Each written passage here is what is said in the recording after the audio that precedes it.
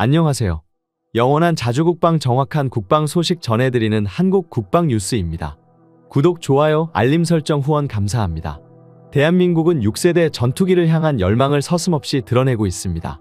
모든 시제기들이 비행에 성공한 것은 물론 이제는 실전기체 생산이 빠르게 이루어지고 있는데요. 그 와중에 5세대, 6세대급으로의 진화를 위한 제반 기술이 발전하고 있는 것입니다. 특히 스텔스화 계획이 차근차근 진행되고 있다는 소식이 들려왔습니다. 이와 함께 한국산 전투기의 꽃이라 할 수 있는 무장체계 기술까지 빠르게 발전하고 있습니다. 대한민국은 자체 미사일 개발은 물론 내부 무장체계에도 신경 쓰고 있는데요. 최근 미국 군사무기 매체 내셔널 인더스트리에서는 F-35 전투기와 KF-21 최신판의 가상 시뮬레이션에서 한국산 공대공 공격의 F-35 전투기의 능력이 발휘되지 않고 추격당했다는 기사가 게재되어 충격을 안겨주고 있습니다. 사실 미공군 내에서는 5세대 전투기에 대한 비판 여론이 많았습니다. 고비용의 5세대 전투기에 집착하는 것만이 능사가 아니며 5세대 전투기를 보유하는 것만이 실제 전투 능력으로 귀결되는 것은 아니라는 소식이 옳았다는 것입니다. 미국 정부는 한국산 전투기 기술력 일부와 실전 기체를 구입하고자 한국 방산업계에 판매를 강요하고 있다는 소식이 들렸는데, 이는 동맹관계를 가장한 기술 탈취가 아니냐는 의견이 제기되면서 미국이 한국의 기술력을 여전히 탐내고 있다는 사실에 많은 국가가 주목했습니다. 그만큼 한국산 KF-21 전투기에 담긴 대한민국의 군사기술력이 우수합니다. 특히 대한민국은 실전 전투에 적합하도록 현대전장의 꽃이라고 불리는 전투기 무장체계 강화에 힘을 썼습니다. 한국의 실질적인 무장 기술력이 놀라운 속도로 발전해 나가자 주변국의 견제가 노골적으로 변하고 있습니다. 이는 한국이 완벽한 제공권 확보와 함께 주변국의 영공이 위협받을 수 있기 때문입니다. 그들은 대한민국 보라매의 무장체계에 대해 인정하고 있는 셈입니다. 미 공군에서 운영하는 2000파운드급의 유도 폭탄의 스펙은 길이 3.8m에 직경 0.46m로 구성되어 있습니다. KF-21 전투기의 내부 무장창 스펙이 외부로 알려지면서 그동안 F-35 전투기에 비해서 날렵한 중앙 동체를 가지고 있는 것으로 알려진 KF-21 전투기가 실전에서 강력한 위력을 발휘할 수 있는 2000파운드급의 대형 유도 포탄 한 발까지 내장되는 것으로 알려지면서 해외 군사 관계자들의 관심이 폭발했는데요. 특히 내부 무장창의 설계는 공기역학적인 면과 무장 능력 등을 고려해야 하지만 그보다 먼저 랜딩 기어가 공기흡 입구 형상으로 인해서 생각보다 내부 공간을 확보하는 것이 어려운 것으로 알려졌으며 2000파운드급의 유도 폭탄을 운영할 수 있는 내부 무장창 체계는 굉장히 까다롭습니다. 국방과학연구소에서는 KF-21 전투기의 무장 성능 개량을 위한 가장 획기적인 방법은 바로 사거리 800km 이상, 마하 4 이상의 초장거리 미사일을 우리만의 기술로 독자 개발하는 것이라고 밝혔습니다. 현재 미국이 개발해 전 세계적으로 활발히 판매되고 있는 F-35 전투기에 장착되는 내부 무장창은 2000파운드급의 유도폭탄 2발과 공대공 미사일 2발이 장착됩니다. 또한 수직 이착륙이 가능한 F-35B의 경우 이보다 작은 1000파운드급의 유도폭탄과 공대공 미사일 2발을 장착하고 있습니다. 한국산 KF-21 전투기는 지금까지 알려진 바로 현재 개발하고 있는 내부 무장창에 2000파운드급의 유도포탄 1발과 미티어 중거리 공대공 미사일 2발을 장착할 수 있는 크기로 개발되는 것으로 확인됩니다. 최근에 공개된 정보에 따르면 국산 내부 무장창은 길이 4.5m, 폭은 3.85m, 깊이는 0.9m 정도가 확보될 수 있다고 언급했습니다. KF-21 전투기의 내부 무장창은 기본적으로 미티어 공대공 미사일 개발이 장착이 되는 구조이며 여기에 지상 정밀 타격 임무를 수행할 경우 유도 폭탄 1발을 장착하는 형태로 운영될 시 2000파운드급의 유도 폭탄이 적용될 것입니다. 하지만 KF-21 전투기는 2개씩 이어 붙여진 무장창의 도어를 중심에서 외부로 이중으로 잡히도록 설계되어 비행 시 내부 무장창이 열리더라도 공기의 저항을 최소화할 수 있는 설계를 적용하여 효율성을 극대화했습니다. 스텔스 전투기에서 가장 중요한 내부 무장창은 전투기 중앙 동체 하부에 장착되지만 내부 무장창 위쪽으로 공기흡 입구가 지나가고 좌우엔 랜딩 기어 장치가 붙기 때문에 공간을 최적으로 구성하기가 어렵습니다. 또한 중앙 동체 면적으로 내부 무장창을 구성하게 되면 기체의 기본적인 외부 내구 강성을 유지하는 데도 상당히 불리하기 때문에 세밀한 설계를 통해 무장 능력과 비행 능력 그리고 기체 보조 수명과 비행 학력까지 다양한 핵심 조건을 모두 맞아야 합니다. 또한 비행 중에 무장 투하를 위해 내부 무장창을 개방했을 경우 내부 깊이가 너무 깊게 되면 안쪽에서 압력차로 인해 무장이 떨어지다가 다시 위로 올라와 전투기를 타격할 수도 있습니다. 이는 안쪽에 설치된 다양한 파이프와 항전장비 송산으로 이어질 수 있습니다. 또한 내부 무장창을 열고 비행하는 동안 강력한 비행 저항이 기체 골조에까지 손상될 수 있기에 스텔스 형상을 적용한 전투기가 아니면 내부 무장창을 구현하지 않습니다. 이 모든 사실을 종합할 때 왜 스텔스 전투기가 극소수의 국가만이 개발 가능한 전투기이며 현대 최첨단 군사기술력의 산물이라고 언급하는지 알 수 있습니다. 스텔스 전투기는 고도의 설계 기술이 필요하며 은밀하게 적에게 항공무장을 발사해 타격할 수 있습니다. 높은 기술력을 갖춘다면 어느 국가나 탐날 만한 무기체계임이 분명합니다. 한국은 빠르게 이에 맞는 기술력을 갖추고 있으며 대한민국 공군은 중국의 주요 대도시들을 순식간에 타격해 폭파시킬 수 있는 초장거리의 미사일을 KF-21 보람의 전투기에 장착하겠다고 선언했는데요. 대한민국의 무궁한 자주국방을 위한 KF-21 전투기 성능 개량의 가장 효과적인 방법은 바로 경쟁기체를 압도할 성능의 강력한 국산 미사일을 KF-21 전투기에 직접 장착하여 무장체계를 극대화하는 것입니다. 현대 전장에서는 실제로 미사일 한 방에도 수십억의 투자를 감행합니다. 미사일에 이렇게 많은 비용을 투자하는 것은 그만큼 제공권 확보가 중요하며 투자 대비 성능도 뒤따르기 때문입니다. 한국산 초음속 전투기 KF-21 보라매는 보라매라는 이름에 걸맞는 상대방을 두려움에 떨게 할 날카로운 미사일이 탑재되어야 합니다. 더불어 그 성능이 완벽히 보장되어야만 우리가 만든 전투기를 자신있게 수출하고 한국 공군의 전력 보강도 단단히 할 수 있습니다. 그렇기 때문에 KF-21 전투기에 들어가는 장거리 공대지 유도미사일, 일명 한국형 타우러스를 개발했습니다. 이는 원조 타우러스와 비슷한 수준으로 개발되고 있으며 사거리는 최소 500km를 웃돌 것으로 예상되고 있습니다. 이로써 한국 대전상공에서 출격한 KF-21 전투기가 즉시 북한 평양을 향해 정밀 타격을 할 수 있는 공대지 공격 능력을 갖추게 되었습니다. 대한민국은 공대지 능력 이전의 공대공 미사일 능력에 심혈을 기울이고 있습니다. 최근 시행한 공대공 미사일 발사 시험은 성공적으로 마무리되었는데요. 기존 내부에만 장착이 가능했던 공대공 미사일 설계안이 지속적인 경량화를 거치며 KF-21 전투기의 동체에 총 8발의 공대공 미사일을 탑재할 수 있게 변화되었습니다. 미사일 내부에 능동형 레이더를 탑재했으며 탄두는 고폭탄 형식의 파편형 탄도로 단 한 발의 공대공 미사일이 적군의 전투기를 완벽하게 격추시켜 버릴 것입니다.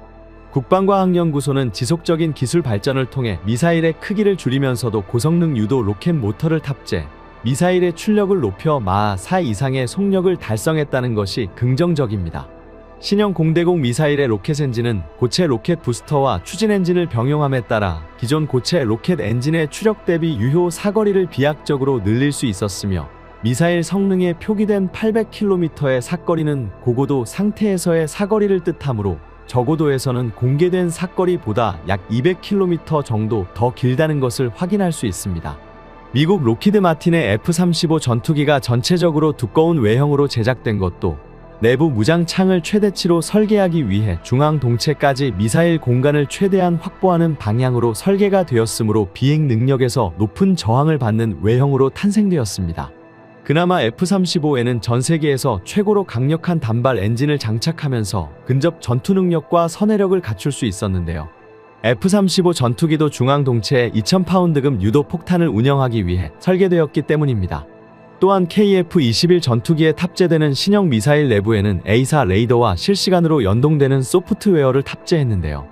A4 레이더와 미사일이 연동됨에 따라 한국형 공대공 미사일은 자신이 발사한 KF-21 전투기로부터 지속적으로 목표물에 대한 위치를 수시로 전송받는 동시에 실시간으로 발사 방향을 수정하며 목표물을 격추시켜 버립니다. 또 다른 소프트웨어는 한국이 독자적으로 개발한 차세대 스텝다운 항법장치를 적용해 초정밀 유도 방식으로 적 전투기를 빠르게 찾아낸 뒤 순식간에 격추시키는 게 가능해집니다. 한국형 공대공 미사일은 원거리의 적 전투기를 향해 발사 시위를 솟구친 다음 아래로 하강하면서 목표물을 향해 나아가도록 설계되었습니다. 스트랩다운 방식을 채택함에 따라 중간에 로켓 연료가 떨어져서 높게 모터가 중단되더라도 관성과 중력에 의해 더욱 멀리 날아갈 수 있게 제작되었습니다. 공대공 미사일의 속력은 마하 4 이상 넘어서야 하며 무게는 1.3톤 이하로 소형화를 진행함에 따라 KF-21 전투기의 탑재, 미사일 탑재 중량이 알맞게 미사일의 크기가 조절되었습니다. 최근 대한민국 KF-21 무장체계에 대한 연구가 빠르게 성과를 내고 있습니다. 현재 KF-21 전투기에 탑재된 독일산 IRIS-T 단거리 공대공 미사일을 국산 단거리 공대공 유도탄으로 바꾸는 사업을 추진하며 이에 대한 한국의 미사일 기술력이 더욱 높아지고 있다는 소식입니다. 현재 KF-21 전투기는 한국형 정밀 유도 폭탄 KGB와 개발 중인 장거리 공대지 미사일 외에는 외국산 항공무장을 사용하고 있습니다. 하지만 단거리 미사일 IRIS-T가 2005년 전력화되었다는 점에서 2040년대 이후 공중전에서 위력을 발휘하기 어렵다는 소견으로 인해 한국산 공대공 미사일 개발에 박차를 가하게 된 것입니다. ADD는 이를 넘어 공대공 공대함 공대지 무기를 모두 국산화하는 방안을 추진하고 있습니다. 이중 공대지 무기는 개발이 한창이며 단거리 공대공 미사일은 구체적으로 사업이 진행되고 있다는 것입니다.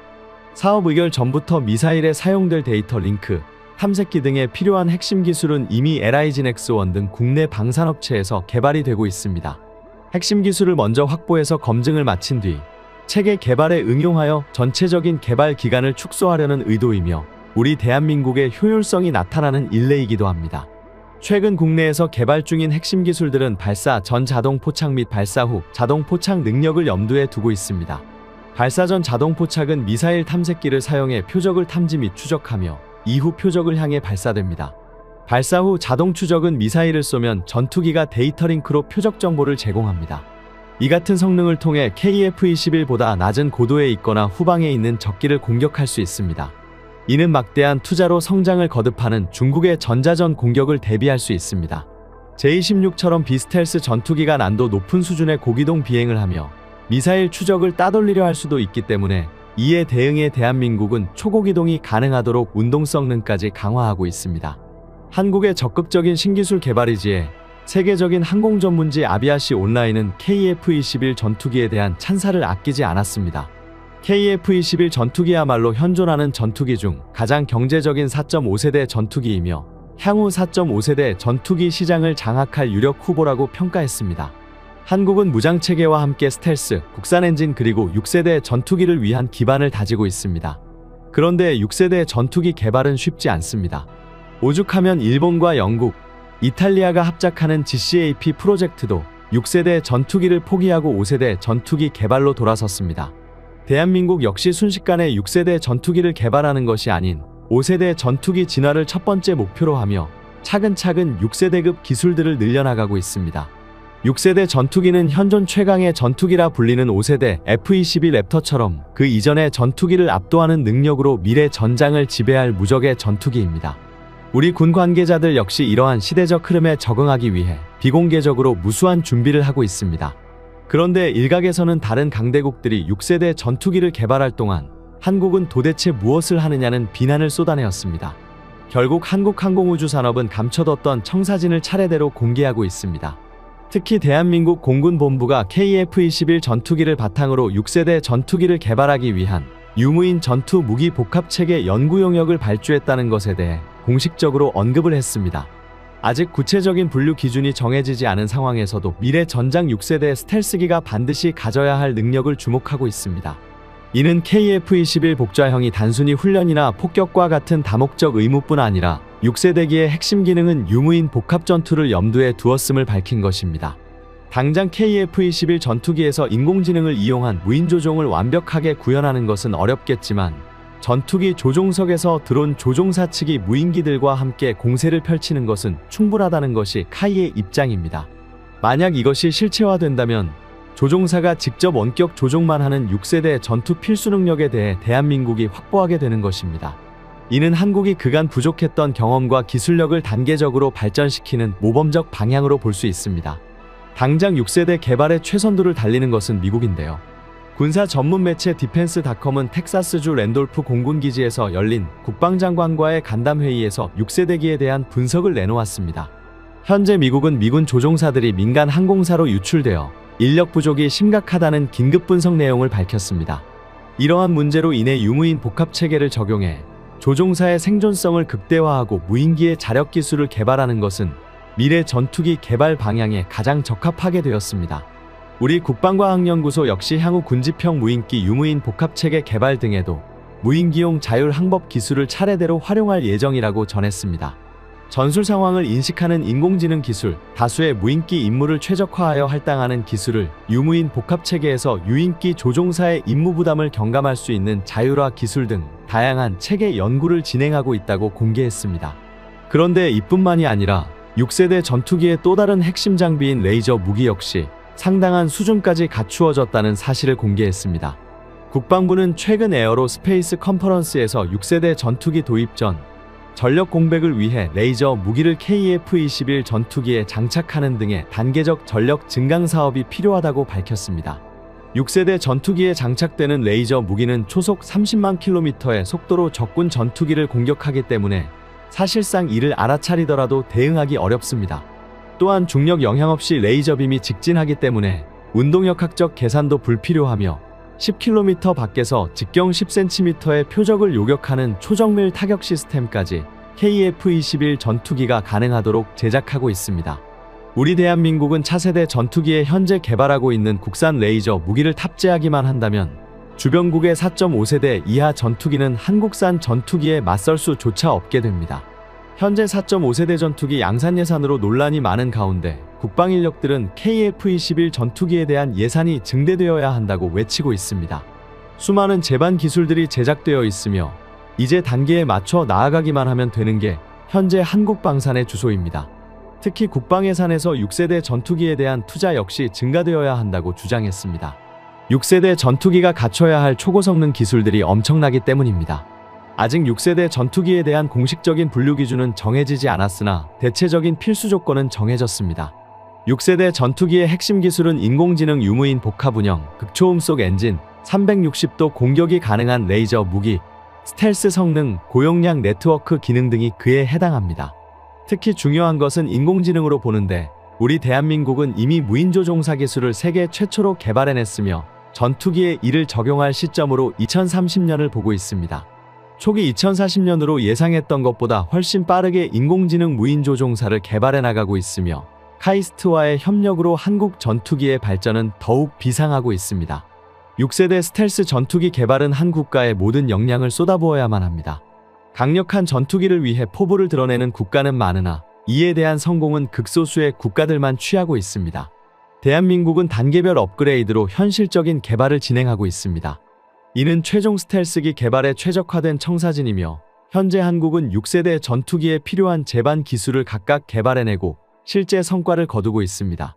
지금까지 한국 국방 뉴스 시청해주셔서 감사합니다.